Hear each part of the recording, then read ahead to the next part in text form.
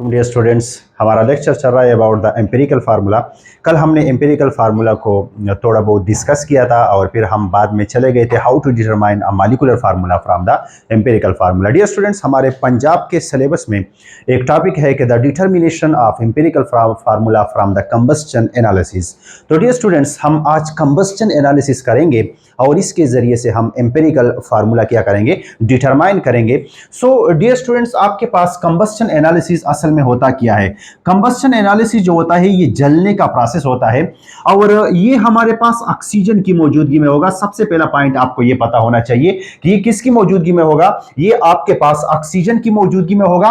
और combustion analysis के जरिए से डियर स्टूडेंट नोट कीजिएगा, कंबस्चन एनालिसिस के जरिए से हम परसेंटेज ऑफ एलिमेंट्स मालूम करेंगे। ठीक है, यानी ये ऑक्सीजन की मौजूदगी में होगा। जलने का प्रोसेस आपके पास किसकी मौजूदगी में होगा, ऑक्सीजन की मौजूदगी में होगा और इसके जरिए से हम क्या मालूम करेंगे, परसेंटेज ऑफ एलिमेंट्स। ठीक है, परसेंटेज ऑफ एलिमेंट्स। और एक मर्तबा परसेंटेज ऑफ एलिमेंट्स मालूम हो गया तो डियर स्टूडेंट्स आप फिर इंपेरिकल फार्मूला डिटरमाइन कर सकते हैं। कल इस पर डिस्कशन हो चुका है। ठीक है, अच्छा, अगला पॉइंट इसका यह है कि कंबस्शन एनालिसिस में आप जब परसेंटेज मालूम करेंगे तो आप एनालिसिस कौन से कंपाउंड का करेंगे, तो यह पॉइंट अपने साथ नोट करना है कि हम कौन से कंपाउंड का करेंगे, हम ऑर्गेनिक कंपाउंड्स का करेंगे। ठीक है जी, यानी ऑर्गेनिक कंपाउंड्स का हम एनालिसिस करेंगे अगर हमारे पास कंबस्शन एनालिसिस का जिक्र आ जाए। ठीक है जी, अच्छा, इसके बाद कौन से ऑर्गेनिक कंपाउंड, ये भी आपके पास एक एमसीक्यूज है, तो उन ऑर्गेनिक कंपाउंड का परसेंटेज मालूम हो जाएगा कंबस्शन एनालिसिस के जरिए से, जिनके अंदर कार्बन हो, जिनके अंदर ऑक्सीजन हो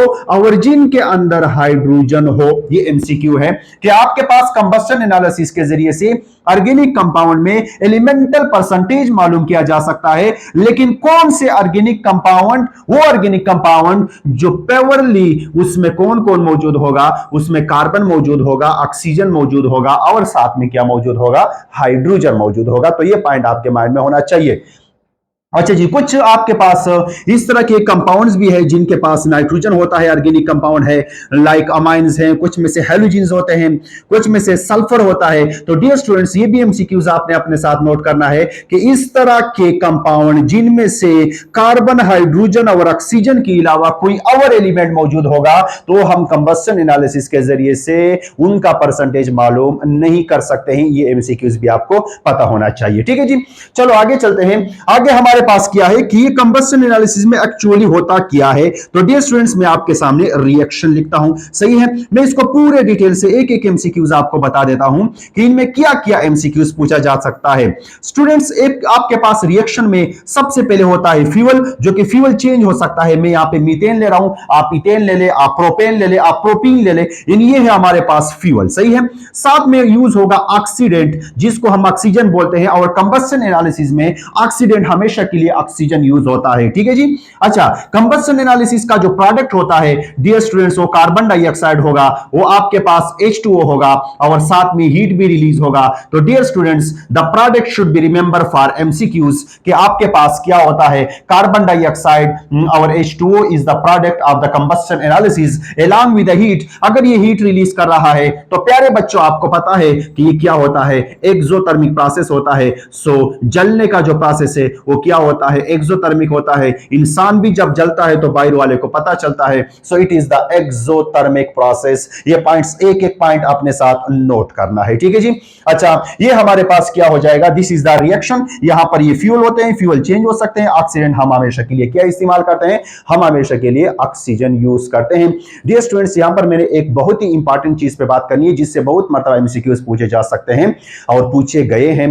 तो वो है आपके पास जो कंबस्शन एनालिसिस की जो असेंबली होती है ना, कि ये किस तरह से होता है, इसमें क्या क्या होता है, उस पर मैं डिस्कशन करूंगा, उसको गौर से आपने देखना है। ये था just a little bit introduction about the combustion analysis कि ये ऑर्गेनिक कंपाउंड में, ऑर्गेनिक कंपाउंड के अंदर जब भी हम एलिमेंटल कंपोजिशन मालूम, यानी एलिमेंटल परसेंटेज कंपोजिशन मालूम करेंगे तो हम कंबस्शन एनालिसिस करेंगे। ऑक्सीजन की मौजूदगी में डियर स्टूडेंट्स ये प्रोसेस होगा, ये प्रोसेस आपके पास ऑक्सीजन की मौजूदगी में होगा। सिर्फ और सिर्फ उन ऑर्गेनिक कंपाउंड के लिए यूज होता है जिनमें कार्बन, ऑक्सीजन और हाइड्रोजन होगा। ठीक है, अच्छा, नाइट्रोजन, यानी इन तीनों के अलावा, ये भी अच्छा एमसीक्यूज है कि इन तीनों के अलावा आपके पास कौन सा ऐसा इन तीनों के अलावा अगर कोई भी नाइट्रोजन आ जाए, हेलोजन आ जाए या सल्फर आ जाए तो वो हम कंबस्शन एनालिसिस के जरिए से मालूम नहीं कर सकते हैं। ये भी एमसीक्यूज पूछते हैं। ये जस्ट इसका मैंने एक जनरल केमिकल रिएक्शन लिखा है जिनमें हमारे पास रिएक्टेंट साइड पर फ्यूल प्लस ऑक्सीडेंट होते हैं, जबकि प्रोडक्ट साइड पर carbon dioxide H2O plus heat होता है और ये एक एक्सोथर्मिक प्रोसेस है।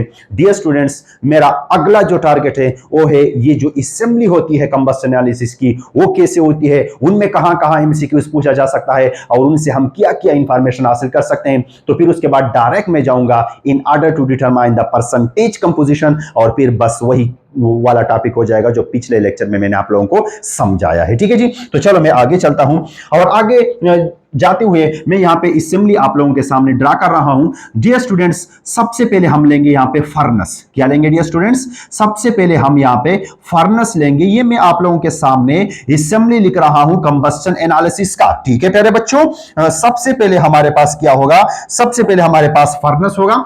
डियर स्टूडेंट्स, इस फर्नेस में यहां पर हम प्लेट रख देंगे या हम इसको बूट भी बोल सकते हैं। और ये किस चीज से बना होगा? ये प्यारे बच्चों, ये बना होगा किस चीज से बना होगा? ये प्लाटीनियम से बना होगा। हम आपको जवाब देंगे कि ये प्लाटीनियम से क्यों बना है। ठीक है, अच्छा आगे जाएंगे तो आगे हमारे पास एक और आपके पास क्या हम इसको बोल सकते हैं, एक और कमरा जाता है। ठीक है, और इसको हम डियर स्टूडेंट बोलेंगे वाटर एब्जॉर्बर। क्या बोलेंगे हम? ये जो चेंबर है, ये कौन सा चेंबर है? वाटर एब्जॉर्बर चेंबर है। यानी यहां पर डियर स्टूडेंट्स वाटर एब्जॉर्ब होगा। ठीक है जी, एमसीक्यूज बताऊंगा इससे क्या एमसीक्यूज पूछा गया है और क्या पूछा जा सकता है। इससे आगे जब जाएंगे डियर स्टूडेंट्स, तो इससे आगे जाएंगे तो हमारे पास क्या होगा? कार्बन डाइऑक्साइड एब्जॉर्बर होगा। क्या होगा? कार्बन डाइऑक्साइड एब्जॉर्बर होगा। ठीक है जी, कार्बन डाइऑक्साइड एब्जॉर्बर होगा। तो अगला है कार्बन डाइऑक्साइड एब्जॉर्बर। इससे भी जो आपसे एमसीक्यूज पूछा जा सकता है वो भी मैं आपको बताऊंगा। ठीक है, बस आप हौसला रखें और जस्ट मुझे सुनिएगा। ठीक जी, अच्छा तो वाटर एब्जॉर्बर हो गया, उसके बाद कार्बन डाइऑक्साइड एब्जॉर्बर हो गया। ये एब्जॉर्बर जो है कार्बन डाइऑक्साइड और वाटर का हमने इसलिए लगाया क्योंकि हमने कहा था कंबस्शन एनालिसिस में यही दो बनते हैं। ठीक है, अच्छा इसके बाद हम यहां पर लेकर आएंगे और जो एक्सेस आपके पास ऑक्सीजन है वो यहां से बाहर निकल जाएगा। ठीक है जी, अच्छा अब यहां पर मैं दोबारा से प्रोसेस शुरू कर देता हूं। ये जो आपने प्लाटीनियम का जो पतीला लिया हुआ था ना, इसके अंदर आप known amount of organic compound लेंगे। डियर स्टूडेंट्स, प्लीज इस असेंबली पे सोचो, यहां एमसीक्यूज पूछे जा सकते हैं। यहां पर आपने जो कंपाउंड लेना है, ऑर्गेनिक कंपाउंड जो लेना है, तो उसका वेट आपको नॉन ऑर्गेनिक कंपाउंड आपने लेना है ताकि उसका वेट आपको मालूम हो। ये हो गया मेरा फर्स्ट पॉइंट। ठीक है जी, अच्छा यहां जो आपने पतीले के अंदर ऑर्गेनिक कंपाउंड लिया है, तो डियर स्टूडेंट्स इस पतीले में आपने कॉपर ऑक्साइड को भी ऐड करना है और अपने साथ नोट करें अपने नोट्स में, copper oxide here act as a oxidizing agent और ये हमारे जलने के प्रोसेस को फैसिलिटेट करता है। मैंने क्या बोला? ये एमसीक्यूज आपको पता होना चाहिए। ऑक्सीडाइजिंग एजेंट का काम करता है, ये हमारे जलने के प्रोसेस को डियर स्टूडेंट्स क्या करता है? फैसिलिटेट करता है। ठीक है जी, अच्छा जी चलो हम आगे चलते हैं और आगे पॉइंट्स हम डिस्कस कर देते हैं। डियर स्टूडेंट्स, यहां तक तो हो गया। अब यहां से हम इनलेट करेंगे। किस चीज को इनलेट करेंगे? यहां से हम ऑक्सीजन को इनलेट करेंगे, जो मैंने रिएक्शन के स्टार्ट में कहा था कि in the presence of oxygen होगा। ठीक है जी, अच्छा आगे चलते हैं। यहां पर जो हीट हम प्रोवाइड करेंगे वो 850 सेंटीग्रेड हीट यहां पर प्रोवाइड किया जाएगा जहां जलने का प्रोसेस होता है और फर्नेस के अंदर ये सब कुछ होता है। तो इस पूरे पोर्शन को मैं नाम दे रहा हूं फर्नेस। डियर स्टूडेंट्स, आपको यहां तक मेरे ख्याल में समझ आ चुका होगा। फर्नेस हमारे पास यहां पर हो जाएगा। This is the furnace used और फर्नेस का मैंने आप लोगों को सब कुछ यहां बता दिया है। अब यहां पर कुछ स्टूडेंट कहेंगे सर ये जो पतीला आप इसको बोल रहे हैं ये आपने प्लाटीनियम का क्यों लिया है? तो डियर स्टूडेंट्स, ये इनर्ट है। प्लाटीनियम ऐसा मेटल है जो कि इनर्ट है, क्वाइट मच मोर स्टेबल है। तो ये हीट के यानी अगर हम यहां पर जितना भी हीट दे दें तो ये स्टेबल है और ये डिकम्पोज या ये रिएक्शन नहीं करता है। ठीक है जी, तो ये एक इनर्ट मेटल है, स्टेबल मेटल है। अब आते हैं दूसरे पोर्शन पर, स्टेप नंबर 1। इसके एमसीक्यू सब कुछ मैंने आपको बता दिया है। स्टेप नंबर 2 या दूसरे चेंबर में आते हैं जिनको वाटर एब्जॉर्प्शन चेंबर कहा जाता है। ठीक है जी, अच्छा यहां पर क्या होगा? यहां पर हमारे पास होता है MgClO4। ये यहां पर यूज होता है। और इसका जब हम अमाउंट लेंगे तो डियर स्टूडेंट्स इसका भी हम अमाउंट नाउन लेंगे। क्या लेंगे? नाउन अमाउंट लेंगे। ये आपको पता होना चाहिए। अच्छा, ये डियर स्टूडेंट्स क्रिस्टलाइन सॉलिड होता है, ये भी आपको पता होना चाहिए। This is a crystalline solid, ये क्रिस्टलाइन सॉलिड होता है।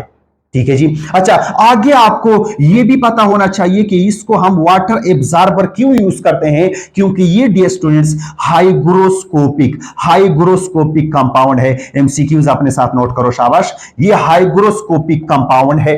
हाइग्रोस्कोपिक कंपाउंड इसलिए कहा जाता है, ये सुपर ड्राइंग एजेंट है। प्लीज ये पॉइंट एमसीक्यूज अपने साथ नोट करें, शाबाश। सुपर ड्राइंग एजेंट है, ये सुपर ड्राइंग एजेंट है, सही है। और ये अपने साथ वाटर के मॉलिक्यूल को एब्जॉर्ब करके रखता है। जिस तरह के आपने फर्स्ट ईयर के पहले चैप्टर में पढ़ा है कि आपके पास जो कॉपर सल्फेट है वो 5 वाटर मॉलिक्यूल अपने साथ रखता है। ये कुछ क्रिस्टलाइन सॉलिड की प्रॉपर्टी है और इन वाटर मॉलिक्यूल को हम वाटर ऑफ क्रिस्टलाइजेशन भी बोल सकते हैं। अच्छा जी, तो ये हाइग्रोस्कोपिक कंपाउंड है, सुपर ड्राइंग एजेंट है। इट मींस कि ये वाटर को क्या करता है? एब्जॉर्ब करता है। तो इस चेंबर को मैंने कहा है वाटर एब्जॉर्बर चेंबर।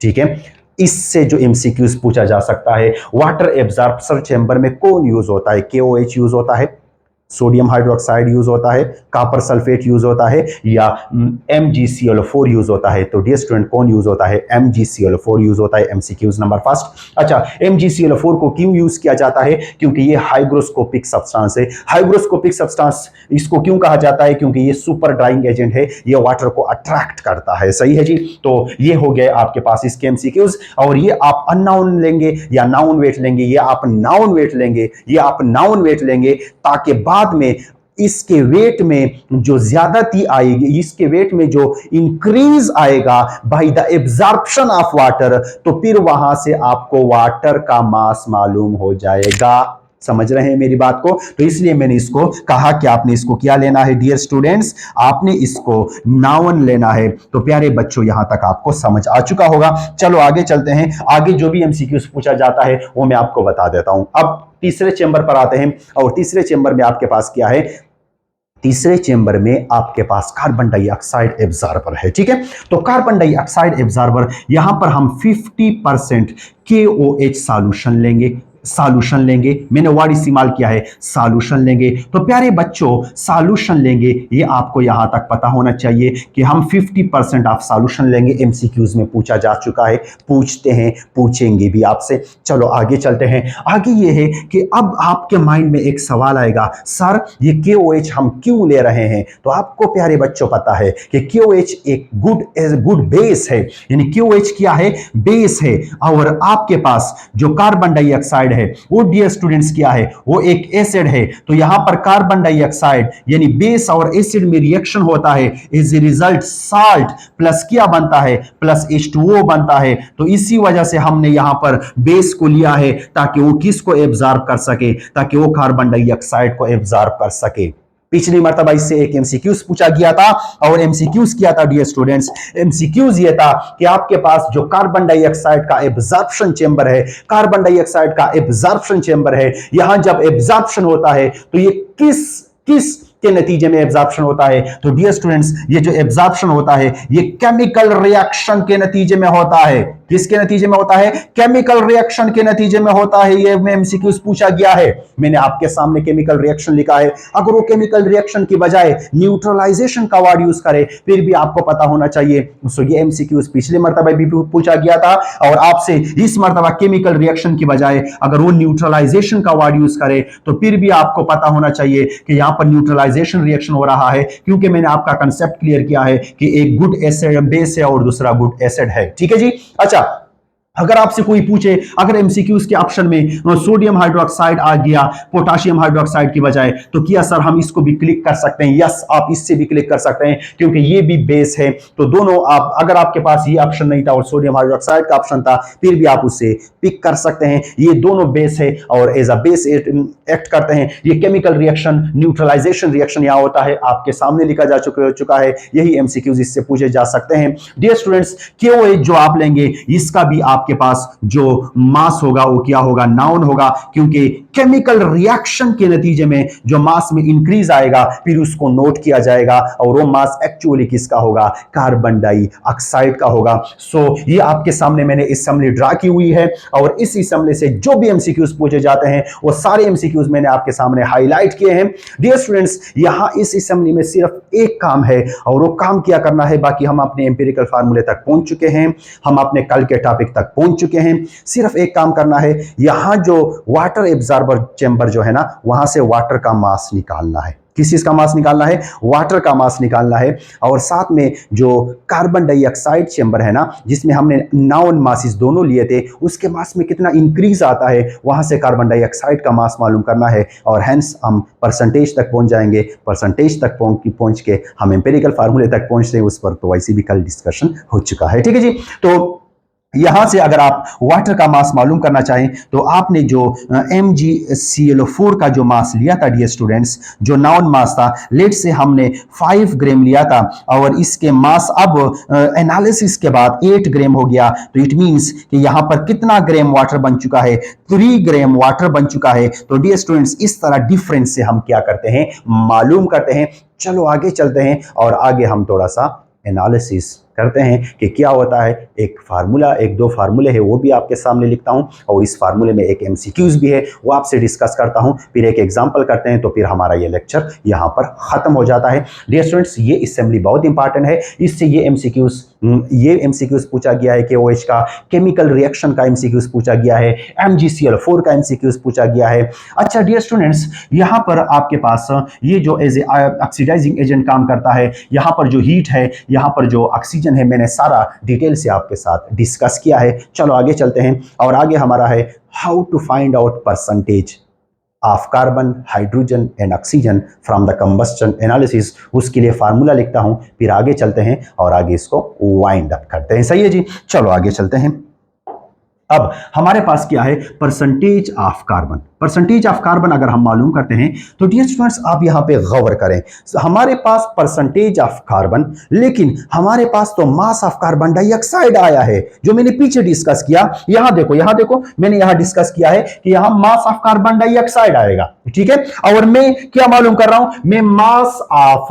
मैं परसेंटेज ऑफ कार्बन मालूम कर रहा हूं। तो डियर स्टूडेंट्स मैं यहां पर लिख लूंगा कि मास ऑफ कार्बन डाइऑक्साइड, सुनो गौर से सुनो, मास ऑफ कार्बन डाइऑक्साइड, आसान सा फार्मूला है, जस्ट आप इसको देखें, डिवाइड कर लेंगे डियर स्टूडेंट्स। अच्छा यहां पर आ जाएं, फिर से आ जाएं, क्या मैंने कहा था कि नहीं कहा था कि नाउन मास लेंगे ऑर्गेनिक कंपाउंड का, और नाउन मास लेंगे ऑर्गेनिक कंपाउंड का, तो मास ऑफ कार्बन डाइऑक्साइड किस में से था, मास ऑफ ऑर्गेनिक कंपाउंड में से था। ओके जी, ठीक हो गया, यहां तक सही है। चलो जी आगे, आपको तो कार्बन डाइऑक्साइड का परसेंटेज मालूम नहीं करना है, आपको तो कार्बन का परसेंटेज मालूम करना है। तो हमने कहा मल्टीप्लाई बाई, अब हमारे पास क्या हो जाएगा, 12 मैंने क्यों लिखा, क्योंकि मैंने परसेंटेज ऑफ कार्बन मालूम करना है, डिवाइड कर लूंगा 44 पर। ये 44 मैंने क्यों लिखा, क्योंकि मेरे पास अब प्रोडक्ट में कार्बन डाइऑक्साइड आया है और उसका परसेंटेज मैंने ऑर्गेनिक कंपाउंड से निकाला।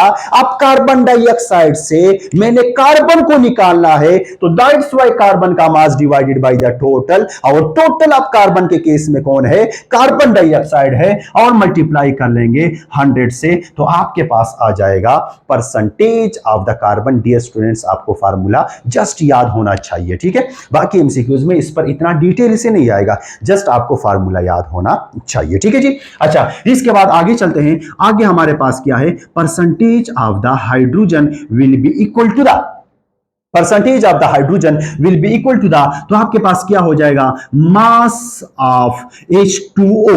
H2O को हमने पीछे जाते हैं आपको दिखाते हैं, मास ऑफ H2O यहां वाटर एब्जॉर्बर में हम आपको समझा चुके हैं, ठीक है। अच्छा डिवाइड कर लेंगे डियर स्टूडेंट्स, किस पर डिवाइड कर लेंगे, मास ऑफ ऑर्गेनिक कंपाउंड पर। सर आप मास ऑफ ऑर्गेनिक कंपाउंड पे क्यों डिवाइड कर रहे हैं, देखो वाटर किससे बना है, यही तो ऑर्गेनिक कंपाउंड से बना है, तो इसी वजह से हम वाटर का परसेंटेज निकाल रहे हैं ऑर्गेनिक कंपाउंड में से, और हमें असल में चाहिए हाइड्रोजन। अब हाइड्रोजन को निकालेंगे, किससे निकालेंगे बोलो? हाइड्रोजन को निकालेंगे वाटर से। तो फिर से मल्टीप्लाई कर लेंगे 2.016 डिवाइडेड बाई 18 और मल्टीप्लाई कर लेंगे 100 से। So this will be the percentage of the hydrogen. अब यहां पे एमसीक्यूज आ रहा है, एक्टिव हो जाएं कि आपके पास परसेंटेज ऑफ ऑक्सीजन जो है ये डायरेक्ट मेथड से मालूम नहीं होता है, ये एक्चुअली आपके पास फ्रॉम द डिफरेंस, यानी आपको मैं एक एग्जांपल से समझा देता हूं कि आपके पास यहां पर ऑर्गेनिक कंपाउंड है और वो ऑर्गेनिक कंपाउंड कितना है? 100% मौजूद है। कितना मौजूद है? 100%। आपने कंबस्शन एनालिसिस के जरिए से कार्बन का परसेंटेज मालूम किया जो कि आपके पास आया 50%। ठीक है, आपने कंबस्शन एनालिसिस के जरिए से हाइड्रोजन का परसेंटेज मालूम किया जो कि आपके पास आया 20%। डियर स्टूडेंट्स, 50 प्लस 20 कितना होता है? 70 होता है। तो अब आप जरा सोचो कि कंपाउंड तो 100% मौजूद था, तो ये 30% इसमें कौन मौजूद है? तो प्यारे बच्चों, इस 30% में कौन मौजूद है? ऑक्सीजन मौजूद है। तो एमसीक्यूज यहां पर ये पूछते हैं कि क्या कौन सा एलिमेंट का परसेंटेज कंपोजिशन हम फ्रॉम द डिफरेंस यानी 100 से डिफरेंस कर लेंगे, इन दोनों का परसेंटेज से मालूम करते हैं। तो किसका हम मालूम करते हैं? ऑक्सीजन का हम डिफरेंस से मालूम करते हैं, डायरेक्ट फार्मूला से हम मालूम नहीं करते हैं। तो ये एमसीक्यूज आपको पता होना चाहिए। यानी जो टोटल है, टोटल कितना है? 100 है, क्योंकि हम परसेंटेज में बात कर रहे हैं। माइनस कर लेंगे percentage of both, percentage of carbon plus percentage of hydrogen, इन दोनों को माइनस कर लेंगे। प्लीज ये एमसीक्यूज अपने साथ नोट करें कि टोटल से इन दोनों एलिमेंट का जो परसेंटेज माइनस करते हैं, इससे जिस एलिमेंट का परसेंटेज आता है उसका नाम ऑक्सीजन है। वो हमारे पास, वो जो हमारा दोस्त है वो कौन है? ऑक्सीजन है। प्लीज ये एमसीक्यूज बहुत मर्तबा पूछा गया है, इसको आपने क्या करना है? नोट करना है। तो इस तरह से आपके साथ सबका परसेंटेज क्या हो जाएगा? मालूम हो जाएगा। ठीक है जी, चलो हम ऐसे करते हैं, हम इस पर एक एग्जांपल करते हैं और एम्पिरिकल फार्मूला भी इसके जरिए से मालूम करते हैं। सो यहां जितने भी एमसीक्यूज थे वो मैंने आपके साथ डिस्कस किए हैं। ये आखिरी एमसीक्यूज जो हमने आपको बताया है, बाकी तो कैलकुलेशन बेस है, बाकी तो एम्पिरिकल फार्मूला तक अब हम पहुंच जाएंगे। कैसे पहुंच जाएंगे? देखो, आपके पास परसेंटेज आ जाएंगे सबके, और परसेंटेज जब एक मर्तबा आ जाए तो फिर हम इसको क्या कर लेंगे? हम इसको फिर डिवाइड कर लेंगे, और फिर उसके बाद हमारे पास क्या आ जाते हैं? फिर उसके बाद मोलर रेशो पर चले जाएंगे। मोलर रेशो के बाद हम इसको सिंपलेस्ट बना लेंगे। सिंपलेस्ट के बाद हमारे पास इंपेरिकल फार्मूला बन जाएगा। ठीक है, वो तो वैसे भी हमने कल डिस्कशन कर चुके हैं। तो यहाँ तक हमारे पास कंबस्शन एनालिसिस में जो इंपॉर्टेंट पॉइंट थे वो हम डिस्कस कर चुके हैं। चलो एक एग्जाम्पल करते हैं और एग्जाम्पल के बाद ये लेक्चर यहाँ पर वाइंड अप करते हैं। ठीक है जी, चलो एक एग्जाम्पल हम इस तरह से लिखते हैं कि हम लेट सपोज करते हैं कि हमारे पास एक ऑर्गेनिक कंपाउंड है, और ऑर्गेनिक कंपाउंड का जो मास है, mass of organic compound, dear students, जो मास ऑफ ऑर्गेनिक कंपाउंड है वो है आपके पास 0.0543 है। ठीक है, ये ग्राम है आपके पास। इस चीज का मास है, ऑर्गेनिक कंपाउंड का मास है, जो आपने फर्नेस के अंदर डाल दिया, इसको भूलिएगा मत। सही है। इसके बाद आपके पास क्या आ जाता है? इसके बाद जो मास ऑफ कार्बन डाइऑक्साइड आता है, dear students, mass of carbon dioxide जो आता है, मास ऑफ कार्बन डाइऑक्साइड जो डियर स्टूडेंट्स आपके पास आता है, जो वहां एब्जॉर्प्शन के नतीजे में हासिल हो रहा था, तो वो कितना है आपके पास? 0.39 ग्राम है। ठीक है जी, ये आपके पास कार्बन डाइऑक्साइड का मास हो गया। अब इसके बाद किस चीज का, एक और भी चीज का मास आ रहा था, और वो क्या है? Mass of H2O। और प्यारे बच्चों, वो आपके पास, ये मैं आपको डेटा दे रहा हूं, ठीक है, और वो आपके पास कितना आ चुका है? 6.0369 ग्राम आपके पास क्या आ चुका है? ये आपके पास आ चुका है मास ऑफ द H2O। अब आप मालूम करें इस चीज का एम्पिरिकल फार्मूला। आप इसका एम्पिरिकल फार्मूला कैसे मालूम करेंगे, यानी कैसे आप इसका एम्पिरिकल फार्मूला फाइंड आउट कर सकते हैं? तो चलो जी आगे चलते हैं, और हमारे पास सबसे पहले हम क्या मालूम करेंगे? परसेंटेज ऑफ कार्बन मालूम करेंगे। परसेंटेज ऑफ कार्बन हम ऐसे मालूम करेंगे कि जो आपके पास मास आया है, किसका मास आया है? कार्बन डाइऑक्साइड का मास आया है। अभी मैंने फार्मूला लिखा था,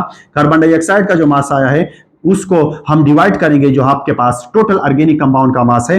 टोटल ऑर्गेनिक कंपाउंड का जो आपके पास मास आ चुका है, ठीक है, इसको मल्टीप्लाई कर लेंगे क्योंकि हमें कार्बन चाहिए, तो 12 डिवाइड कर लेंगे इसको 44 के साथ और मल्टीप्लाई कर लेंगे इसको 100 के साथ। डियर स्टूडेंट्स, यहां पर एज ए रिजल्ट जो आपके पास मास बनता है वो कितना बनता है, सॉरी एज ए रिजल्ट जो परसेंटेज कंपोजिशन ऑफ कार्बन बनता है तो वो बनता है कैलकुलेटर के जरिए से अगर हम करें तो 52 पॉइंट आपके पास क्या बनता है, 098%। ये किसका परसेंटेज हो जाएगा, ये हो जाएगा कार्बन का। एमसीक्यूज में आपको परसेंटेज गिवन होता है, एमसीक्यूज में आपने इतना प्रैक्टिस नहीं करना है, लेकिन मैं आपको पूरा डिटेल से ताकि आपके माइंड में आइडिया क्लियर हो, ठीक है।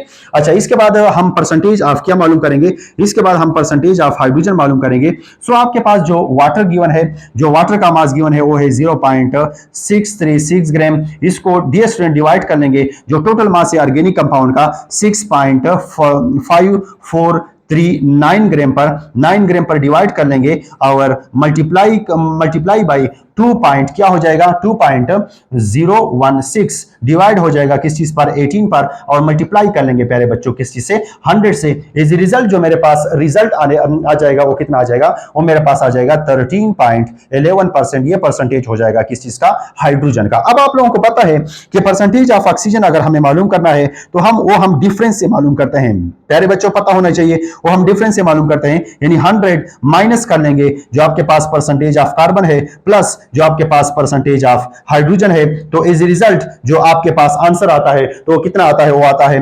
34.79। ठीक है, ये मेरे पास परसेंटेज हो जाएंगे, किस चीज के परसेंटेज हो जाएंगे, of carbon, hydrogen and oxygen. दोबारा से दोहरा देता हूं, मैंने आपको एक एग्जांपल दिया है, एग्जांपल में ऑर्गेनिक कंपाउंड का मास गिवन है, कार्बन डाइऑक्साइड का मास गिवन है और H2O का मास गिवन है। ठीक है, इससे आप परसेंटेज ऑफ कार्बन मालूम कर सकते हैं, फार्मूला मैंने आपको बताया है। ठीक है, इससे आप परसेंटेज ऑफ हाइड्रोजन मालूम कर सकते हैं, मैंने आपको फार्मूला बताया हुआ है। इससे आप परसेंटेज ऑफ ऑक्सीजन भी मालूम कर सकते हैं बाय द डिफरेंस। ये पता होना चाहिए, ये एमसीक्यूज में पूछते हैं आपसे, सही है। तो अगर आपके पास परसेंटेजेस आ जाते हैं तो परसेंटेजेस मैंने कल बात की थी कि इसका मतलब होता है कि आपके पास जो सैंपल है वो अगर 100% मौजूद हो, अगर 100 ग्राम मौजूद हो, अगर 100 ग्राम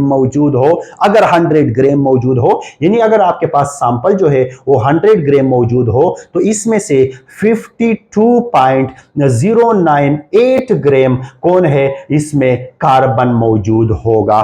ठीक है, इट मींस कि हम इस परसेंटेज को ग्राम में भी ले जा सकते हैं अगर हम रियल में सोचें। तो अगला स्टेप जो है, कल हमने आपको बताया है कि एक मरतबा परसेंटेज कंपोजिशन मालूम हो जाए तो फिर उसके बाद अगला जो है वो है number of mole find out करना। तो अगर मैं यहां पर नंबर ऑफ मोल कार्बन का फाइंड आउट करना चाहूं तो मैं इसको करूंगा 52.098 डिवाइड कर लूंगा मास या molar mass of carbon and will be equal to the, इससे जो रिजल्ट आता है डियर स्टूडेंट्स वो कितना आता है, 4.34 कार्बन। ये नंबर ऑफ मोल ऑफ क्या हो जाएंगे प्यारे बच्चों, ये किसके हो जाएंगे, कार्बन के हो जाएंगे। ठीक है, अगर मैं यहां पर हाइड्रोजन के नंबर ऑफ मोल मालूम करना चाहूं, ये कार्बन का हो जाएगा, तो हाइड्रोजन का will be equal to the क्या कि किस चीज की इक्वल हो जाएगा, 13.11 डिवाइड कर लेंगे इसको किस चीज से, 1.008 और will be equal to the, इससे जो आंसर आता है डियर स्टूडेंट्स वो कितना आता है, 13.04 इससे आंसर आता है। अच्छा, ये किसके नंबर ऑफ मोल हो जाएंगे, ये हाइड्रोजन के नंबर ऑफ मोल हो जाएंगे। इसके बाद बारी किसकी है, इसके बाद बारी है number of mole of oxygen, जो हमारा दोस्त है, हमारी पहचान है, हमारी जान है, क्योंकि ऑक्सीजन के बगैर हम कुछ भी नहीं है। तो ऑक्सीजन का जो परसेंटेज है उसको ग्राम में ले लेंगे, क्योंकि मतलब यह है कि ये 100 ग्राम में इतना ग्राम मौजूद होगा। इस पर मैंने डिटेल से कल बात की है। अक्सर स्टूडेंट कहते हैं सर आपने परसेंटेज को ग्राम में क्यों ले लिया, तो इस पर मैंने कल भी बात की है, आज भी मैंने कहा कि ये मैं आउट ऑफ 100 ग्राम ले रहा हूं। ठीक है, और 16 पे डिवाइड कर लेंगे तो इससे जो नंबर ऑफ मोल आ जाएंगे तो वो नंबर ऑफ मोल कितने आ जाते हैं, वो आते हैं 2.17। सो ये आपके पास क्या हो जाएगा, this is the actually number of mole. अब हम इसका मोलर रेशो मालूम करेंगे, लेकिन एक स्टेप और रहता है, और वो स्टेप क्या रहता है कि इन मोल में जो सबसे छोटा वाला यूनिट है, जो सबसे छोटा वाला नंबर है, इन सबको इस पर डिवाइड कर लेंगे। तो चलो अगले स्टेप में वो करते हैं। ठीक है जी, तो अब हमारे पास अगला स्टेप जो है वो इस तरह से हो जाएगा कि हमारे पास कितना परसेंट आया था कार्बन का जो मोल आया था वो सॉरी कार्बन के नंबर ऑफ मोल आए थे 4.34 आया था। रेशो हो जाएगा हाइड्रोजन का अभी हमारे पास कितना आया था आपको पता है, वो आया था 13.04 और हमारे पास ऑक्सीजन का जो आया था अगर आप लोगों को याद हो तो कितना था, वो था 2.17। तो इन सब को छोटे वाले फिगर यानी 2.17 इन सब में छोटा सा है, नन्ना मुन्ना है, उस पर डिवाइड कर लेंगे तो इजी रिजल्ट जो आंसर हमारे पास आ जाएंगे फिर उसके बाद हम देखेंगे। ठीक है जी, अगर इसको मैं डिवाइड करूं तो यहां पर हमारे पास 1 आंसर आता है, रेशियो होगा अगर इसको हम डिवाइड कर लें तो डियर स्टूडेंट्स यहां पर हमारे पास 6 आता है और अगर इसको मैं डिवाइड करूं तो प्यारे बच्चों यहां जो हमारे पास आंसर आता है वो क्या आता है, 2 आता है। सो इंपेरिकल फार्मूला चूंकि ये होल नंबर में है तो empirical formula can accept the whole number, तो हमारे पास क्या हो जाएगा C2H6 and O, this is the empirical formula of a organic compound जो मैंने उसको लेट सपोज किया था और जो मैंने आपको बताया था। सो इस तरह से आप empirical formula मालूम कर सकते हैं of an organic compound by using the combustion analysis method। ठीक है, अब एम्पिरिकल फार्मूला से आप मॉलिक्यूलर फार्मूला भी डिटरमाइन कर सकते हैं। अगर आपको मॉलिक्यूलर मास गिवन हो, अगर आपको n की वैल्यू गिवन हो, उस पर मैंने कल डिटेल से बात की है। सो आप लोगों का पहला चैप्टर यहाँ पे ख़त्म होता है। इंशाल्लाह डियर स्टूडेंट्स अगले चैप्टर में मिलते हैं और बात करेंगे। अब तक के लिए इतना ही, अपना बहुत सारा ख्याल रखिएगा। अल्लाह हाफिज़।